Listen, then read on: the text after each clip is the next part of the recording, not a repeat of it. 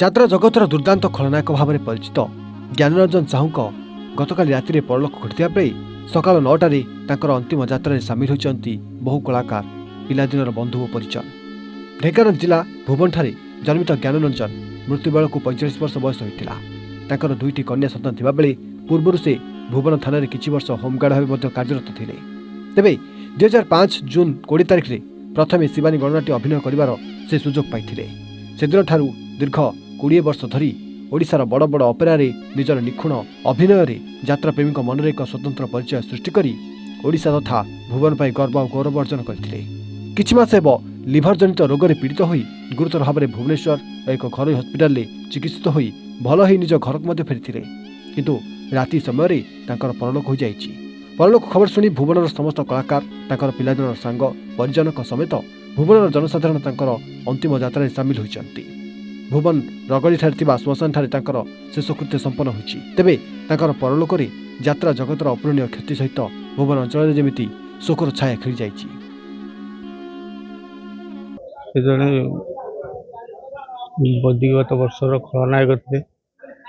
ଭୁବନ ପାଇଁ ସେ ଆମର ଗୋଟେ ଗର୍ବ ଓ ଗୌରବ ଥିଲା ଗତ ବିଷୟ ଯେ କାଲି ତାଙ୍କର ଦେହାନ୍ତ ହୋଇଯାଇଛି। ସେଥିପାଇଁ ଆମେ ବହୁତ ଦୁଃଖିତ। ଦେହରେ ଦଣ୍ଡିସ୍ ମୋ ଯାତ୍ରା ଜୀବନ ଫାଷ୍ଟ ବର୍ଷେ 2 ବର୍ଷ ପରେ ଜ୍ଞାନ ଭାଇଙ୍କ ସାଙ୍ଗରେ ଭେଟ ବ୍ୟାଚଲର ଟାଇମରେ ସେ କଥା ମନେ ପଇଲା। ମୁଁ ସକାଳୁ ମୁଁ ରହିପାରିଲିନି, ମୁଁ ପଳେଇ ଆଇଲି। ମୁଁ ଶୁଣିଲି ଯେତେବେଳେ ଆମ ଘରୁ ଫୋନ କଲେ ଯେ ଭାଇ ଚାଲିଗଲା। ମୋ ଭଉଣୀ ସମସ୍ତେ ଜାଣନ୍ତି, ସମସ୍ତେ ମିଶିଛନ୍ତି ତା ସାଙ୍ଗରେ। ମୁଁ ସେଠୁ ଆଉ ଜଣେ ପୋଲିସ ଭାଇ ଫୋନ କଲେ। ମୁଁ କହିଲି ତମେ ରଖ, ମୁଁ ବାହାରିକି ଯାଉଛି, ଘରେ ଅଛି, ପାଟି ପାଖା ନାହିଁ, ଘରେ ଅଛି। ସେଇପାଇଁ ମୁଁ କହିଲି ମୁଁ ଯାଉଛି, ସଡନ ଯାଉଛି ତାଙ୍କ ଘର ପାଖକୁ। ତାପରେ ମୁନା ପାଖକୁ ଫୋନ ଲଗେଇଲି। ମୁନା କହିଲା ଜଲ୍ଦି ଆସ। ମୁଁ ବାହାରିକି ଆଇଲି। ସେ ମୁହୂର୍ତ୍ତ ମନେ ପଡୁଛି, ଭାଇକି ଆଉ ଦେଖିପାରିବିନି, ଭାଇକି ଆଉ ପାଇବିନି। ନାଇଁ ଭଳିଆ ପିଲା ମୁଁ ଆଉ ପାଇବିନି। ସେ ଯେତେ ବଡ ହେଲେ ସେ ଗୁଡା ଛୋଟ ପିଲାଙ୍କ ପ୍ରକୃତି ଭଳିଆ ତାର ପ୍ରକୃତି। ସେ ଆମ ସାଙ୍ଗରେ ଯୋଉ ଭଳିଆ ମିସିଂ, ସେ ଭାଇକି ମୁଁ ଆଉ ପାଇବିନି। ମନ ଖରାପ, ମୁଁ ଆଉ କିଛି କହିପାରିବିନି। ଜ୍ଞାନ ଆମ ପାଇଁ ଆମ ଭୁବନ ଅଞ୍ଚଳ ପାଇଁ ଏକ ଗର୍ବ ଥିଲା। 2000 ମସିହାରୁ ସେ ଭୁବନ କଳା ପରିଷଦ ସହିତ ସମ୍ପୃକ୍ତ ଏବଂ ଛୋଟ ଛୋଟ ନାଚରେ ରୋଲ୍ କରେ ଏବଂ ଆସ୍ତେ ଆସ୍ତେ ତାର ଯେତେବେଳେ କଳା ପ୍ରତିଭା ଜାଗ୍ରତ ହେଲା ସେତେବେଳେ ସେ ତାକୁ ନେଇକି ଗୁରୁ ସାର୍ ଏବଂ ଅନ୍ୟମାନେ ଶିବାନୀ ଗଣନାଟ୍ୟ ଏବଂ ବଡ଼ ବଡ଼ ଅପେରାରେ ତାକୁ ସୁଯୋଗ ଦେଲେ ଏବଂ ପରବର୍ତ୍ତୀ ସମୟରେ ଜଣେ ପ୍ରତିଷ୍ଠିତ କଳାକାର ଭାବରେ ଓଡ଼ିଶାରେ ସୁପରିଚିତ ଭାବରେ ଆମ ଭୁବନ ଅଞ୍ଚଳକୁ ସେ ଗର୍ବ କରିଛି। କିନ୍ତୁ ବହୁତ ବିଡ଼ମ୍ବନାର ବିଷୟ, ତାଙ୍କର ଲିଭର ମଝିରେ ଖରାପ ହେଇଥିଲା। ଘରେ ଆସିକି 6-7 ମାସ ହେଲା ରହିଥିଲେ।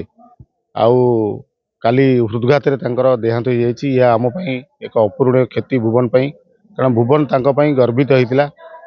ଭୁବନ ଅଞ୍ଚଳର ନାଁକୁ ସେ ସାରା ଓଡ଼ିଶାରେ ପୁରପଲ୍ଲୀରେ ମଧ୍ୟ ପ୍ରତିପାଦନ କରିପାରିଥିଲେ। ତାଙ୍କର ଅମର ଆତ୍ମାକୁ ଆମେ ସଦ୍ଗତି ପାଇଁ ପ୍ରଭୁ ଜଗନ୍ନାଥ ପାଖରେ ପ୍ରାର୍ଥନା କରୁଛୁ।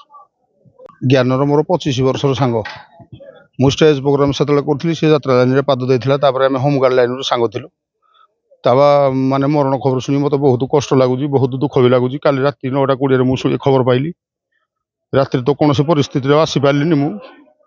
ଏବେ ଆସିକି ଦେଖିଲା ବେଳକୁ ତ ଏଇଭଳିଆ ପରିସ୍ଥିତି ତାର ହେଇଛି। କିନ୍ତୁ ଯାତ୍ରା ଜଗତରେ ସେ ଗୋଟେ ପରିଚୟ ସୃଷ୍ଟି କରିଥିଲା ଯେ ଦୁର୍ଦ୍ଦାନ୍ତ ଖଳନାୟକ ଭାବରେ। ଜ୍ଞାନ କହିଲେ ସମସ୍ତେ ତାକୁ ଚିହ୍ନନ୍ତି, ଜ୍ଞାନରଞ୍ଜନ ସାହୁ। କ'ଣ ଆଉ କହିବି, ମୋତେ ବି କିଛି ଭଲ ଲାଗୁନି, ବହୁତ କଷ୍ଟ ଲାଗୁଛି ହୃଦୟକୁ। ଆଉ ଏଇଭଳିଆ କଳାକାର ଯାତ୍ରା ଜଗତରେ କେବେ ବି ଆଉ ମିଳିବେନି କି ଆସିବେନି। ଆଉ କ'ଣ କହିବି।